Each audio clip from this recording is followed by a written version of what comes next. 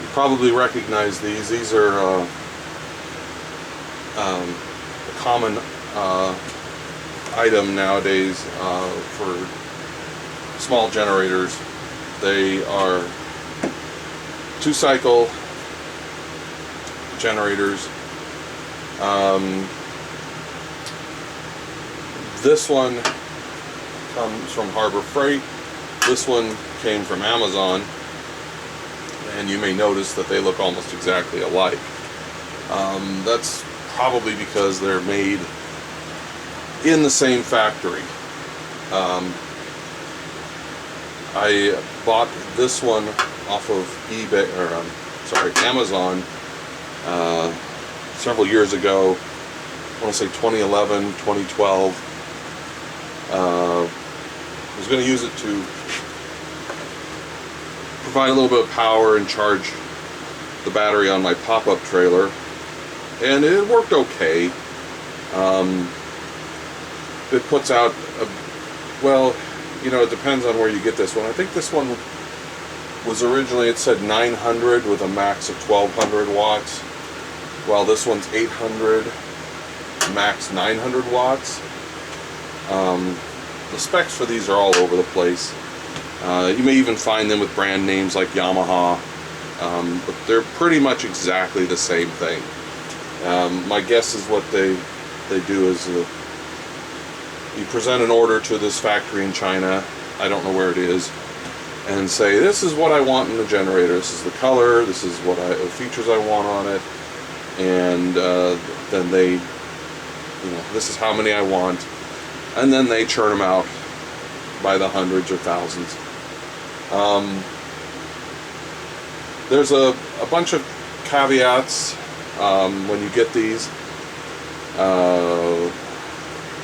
I mean, you know, they're fine for things like maybe tailgating, or if you need something to run a small power tool on a job site, which is one of the things I've used these for, and they'll work okay.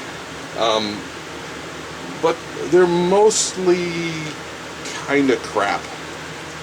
I mean, if you take care of them, they'll probably last you a long time, but you have to do you have to jump through hoops and really take care of them.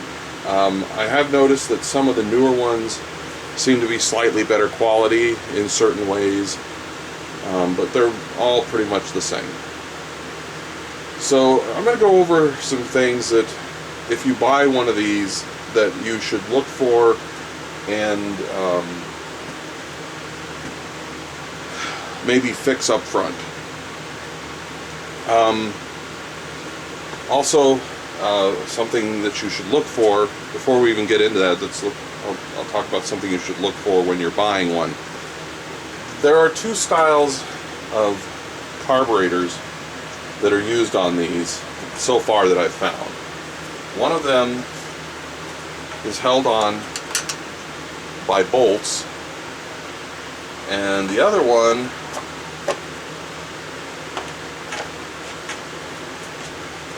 see that.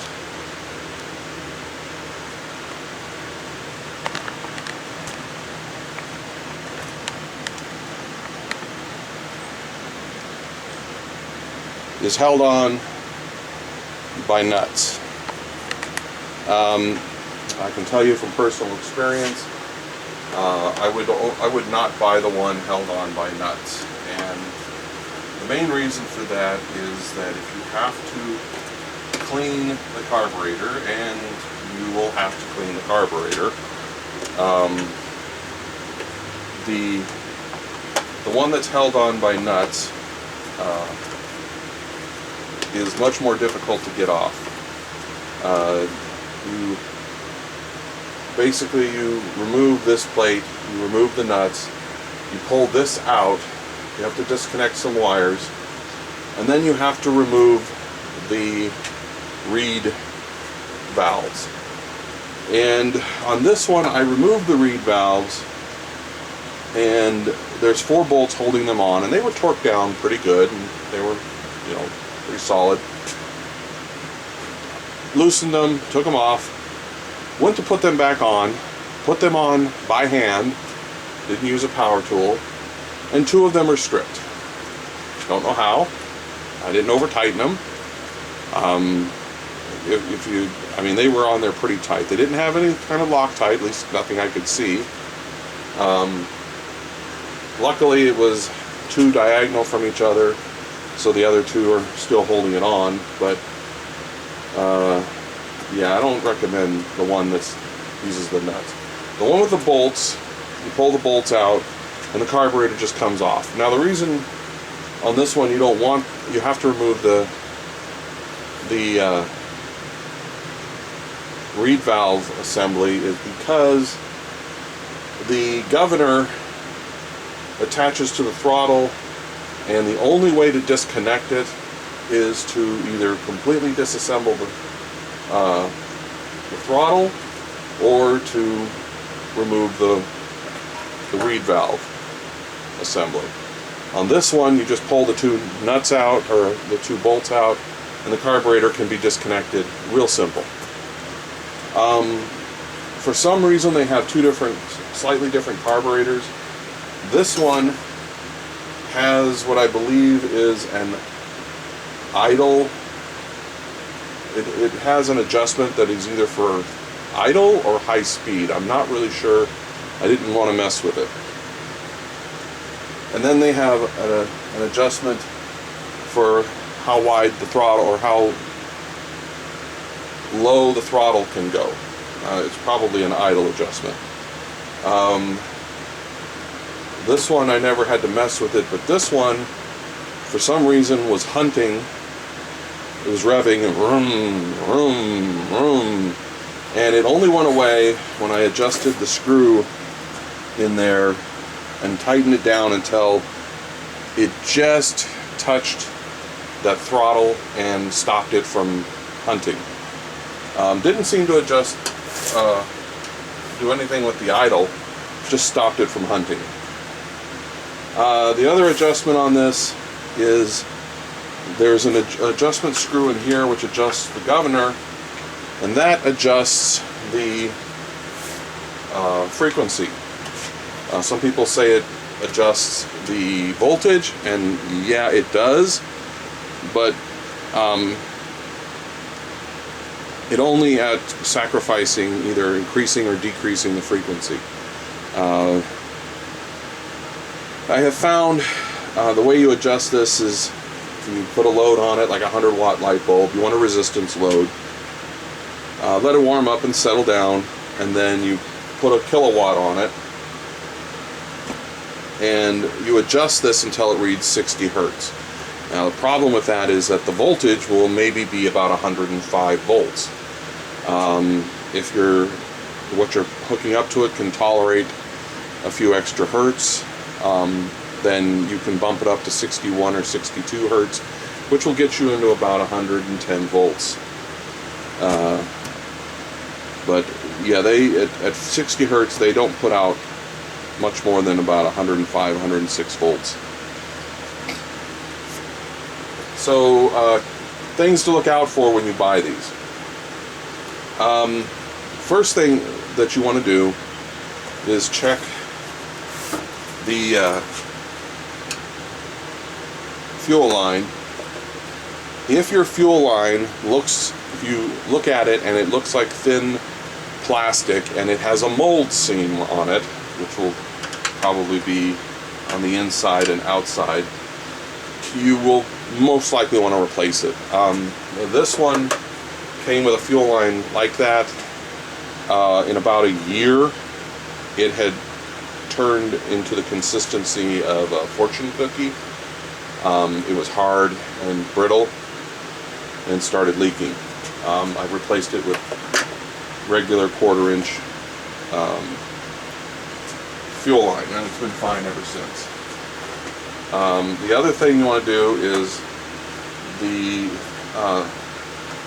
they have a tendency to get clogged, even though there's a strainer in here. They will clog up, and what you do is this is one of them, or a very similar one. You'll see it has this filter, This one, when I was having trouble starting it, I took it apart, pulled this out, and the entire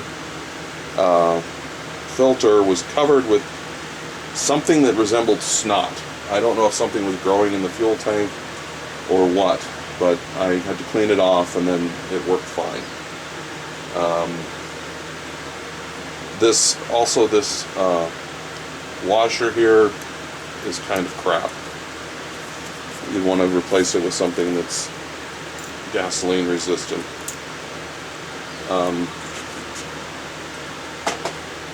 The next thing you want to look out for is that the spark plugs that these come with are notoriously junk. A lot of people just plain replace them immediately. I replaced mine with an Autolite. I believe it's an Autolite 64. I don't know if it's written on here.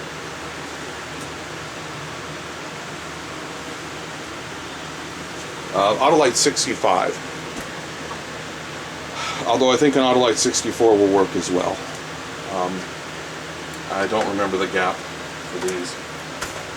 I think the gap setting that Autolite recommends is fine.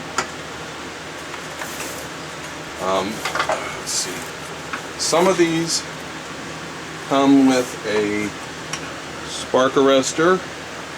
The spark arrestor is supposedly inside. Mine claims it has a spark arrestor. I've never opened it up to verify.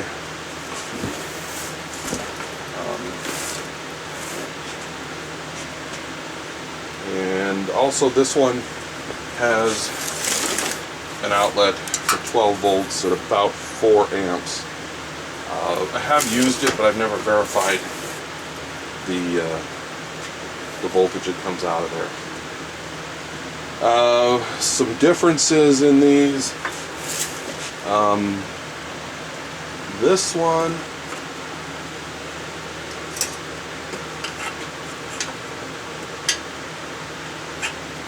seems to have a cast flywheel,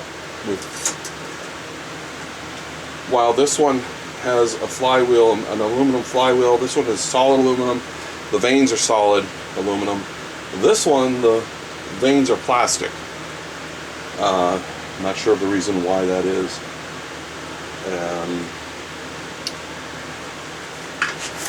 Let's see.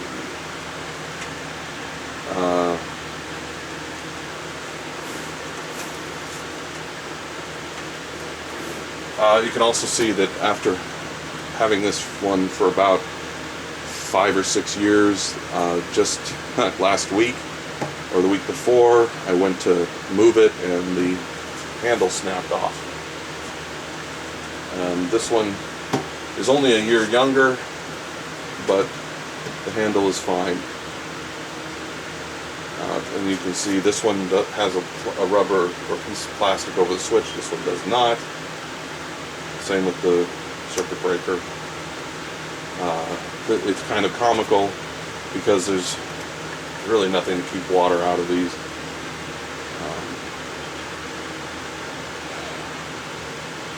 So I think that's it. They're cheap. They're cheaply built. They can be difficult to start. The way you're supposed to start them is you put the choke on, pull it a couple of times, and then put the choke off, and it should theoretically fire. I found that really you should just keep a can of starter fluid and just spray some just in here. These are the intakes. They go into a little square cup, and then there's a filter here. But what you spray in there will actually be enough to sometimes start it. Oh yes, when you're not using this, if you're not going to use this for maybe a week or two or a month, drain all the gas out of it. Don't even think of leaving the gas in it, especially if it's got ethanol in it. These things do not like ethanol gas, And the way you should drain the gas is unscrew the 4 bolts, disconnect your fuel line, and then tilt this up and drain it into a container. You'll drain as much out as you can, and then what I usually do is I just leave the lid open for a day or two, and it will dry up any gasoline that's in there. And that's not carb compliant. I don't fucking care. The other thing you need to do is before you drain the gas, you turn this off, run this until all the gas in the float, until the engine quits. Then drain this. But there's a screw on here, and if you have to unscrew that, and that will drain the remainder of the gas out of the float bowl. If you don't do that, it leaves a small amount, like about a tablespoon of gas in there, and that will turn to varnish, and eventually it'll clog up your carburetor. There are as I've said before, there are very few adjustments on these. This one has 2 adjustments. This one has 1, only the throttle. There are no other adjustments on it. The reason behind that, from what I've read, is on this one may have been the equivalent of carb compliant or something like that, and or it's emissions compliant, not carb compliant, because there's nothing to vent this into a carbon canister. They run these a little lean, and I've heard some people say that they actually drill out the jets a tiny fraction to run them a little bit richer. But I haven't done that and don't really feel a need. And eventually I'm going to sell these. I've got a small 800 watt inverter generator, which doesn't require 2-cycle gas and is much more reliable, and I just don't want to deal with these anymore. So I think that's it.